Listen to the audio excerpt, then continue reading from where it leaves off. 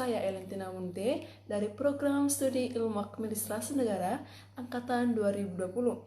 Pada video kali ini, saya membahas tentang ekonomi dalam perkembangan teknologi setelah dampak dari COVID-19.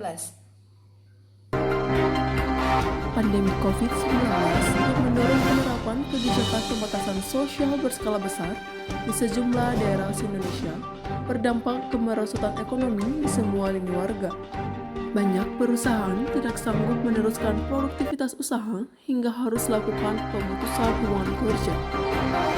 Data Permenaker Republik Indonesia tercatat hingga 2,8 juta korban PHK di era pandemi COVID-19. Bahkan Menkeu Sri Mulyani menyatakan ada 5 juta lebih pekerja ter-PHK. Kadin lebih besar lagi, yaitu 15 juta orang yang ter-PHK di Indonesia. Pertumbuhan ekonomi anjlok, potensi PHK meningkat. Dapat saja PHK berpotensi menaikkan tingkat kriminalitas. Asosiasi Serikat Pekerja Indonesia telah meminta pemerintah dapat mencegah pemutusan hubungan kerja secara serius di tengah pandemi COVID-19.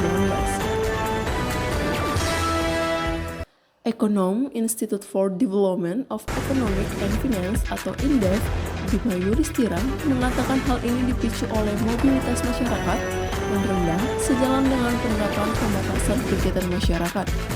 Mobilitas masyarakat yang masih rendah ini akan memicu konsumen untuk menahan belanja, yang seharusnya sudah mulai mengalami peningkatan pada awal tahun ini. Tahukah Anda apa itu ekonomi digital? Ekonomi digital adalah segala bentuk aktivitas ekonomi yang memanfaatkan bantuan teknologi informasi dan komunikasi. Hal ini termasuk kepada transaksi jual beli, marketing, dan lainnya yang dapat mempengaruhi perekonomian. Ekonomi digital mampu membuat perubahan pada kegiatan ekonomi masyarakat dan bisnis dari yang awalnya manual menjadi serba otomatis, sehingga setiap kegiatan sehari-hari dan bisnis bisa dilakukan dengan mudah dan juga cepat. Kita tahu bahwa saat ini ekonomi digital mampu membuka peluang lapangan pekerjaan baru yang akan menjanjikan di masa depan. Seperti apa itu? Mari kita simak. Yang pertama, peluang kerja di bidang perbankan. Sebanyak 80% nasabah lebih memilih perusahaan bank yang sudah memiliki layanan digital banking. Kenapa? Karena mereka tidak perlu lagi mengantri untuk membuka rekening hingga mengajukan kredit.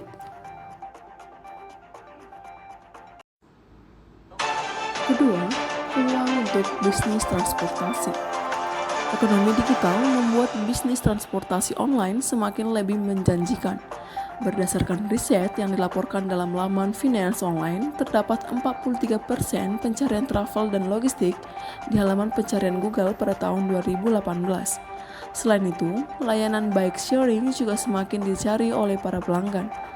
Berdasarkan riset yang dilakukan We Are Social, terdapat sekitar 21,7 juta masyarakat Indonesia yang memanfaatkan layanan bike sharing di tahun 2020.